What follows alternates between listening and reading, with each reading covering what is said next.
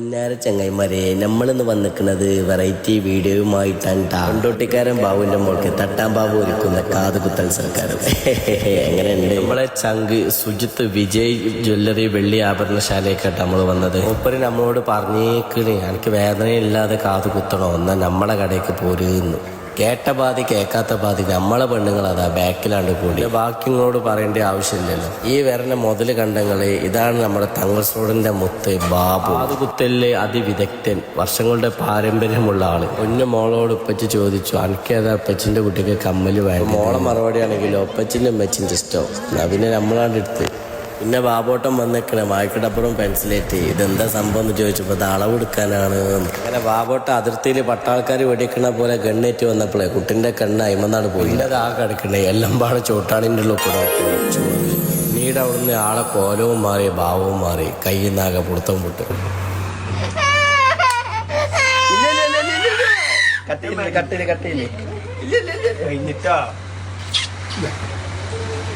ചുടുവെള്ളത്തിലേ കല്ലുപ്പിട്ട് കൊടുക്കട്ടോ. മേക്കലൊക്കെ സോപ്പിന്റെ പദം നിൽക്കുന്നുണ്ടെങ്കിലേ മേക്ക് ഭാഗത്തൊക്കെ സോപ്പും പദം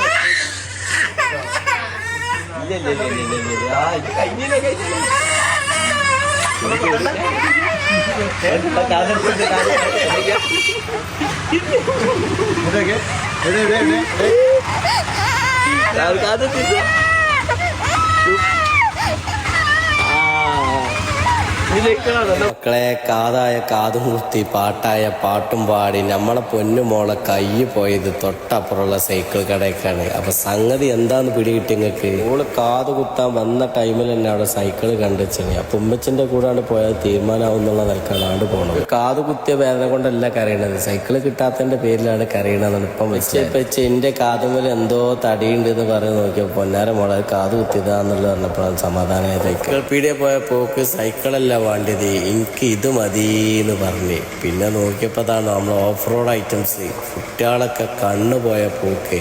എന്നാ പിന്നെ അതാണെങ്കിൽ അത് നമ്മളോട് വാങ്ങിക്കൊടുത്തു. നമ്മളെ ഈ പരിപാടിക്ക് നമ്മൾ സുജിത്തേട്ടനും വൈഫുണ്ട് കേട്ടോ. ഓളുണ്ടോ ഓലപ്പാടങ്ങി നിൽക്കണ് എവിടെ?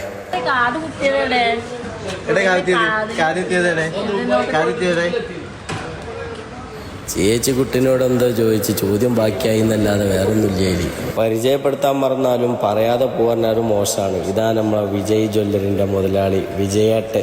വർഷങ്ങളായി തങ്ങൾസോളിൽ ജ്വല്ലറി നടത്താൻ തുടങ്ങിയിട്ട് നമ്മളെ പൊന്നുമോള് മുതലാളിക്ക് ടാറ്റയും ഷെയ്ക്കാൻ്റെ കൊടുത്ത് നമ്മൾ ഈ വീഡിയോ തൽക്കാലാണ് വൈൻഡപ്പ് ചെയ്യട്ടെ. അപ്പോൾ നമ്മൾ ഇഷ്ടമുള്ളത് നമ്മളെ കൂടെ കൂടിക്കോളി. നമ്മളെ പേജ് മറക്കല്ലിട്ടാ.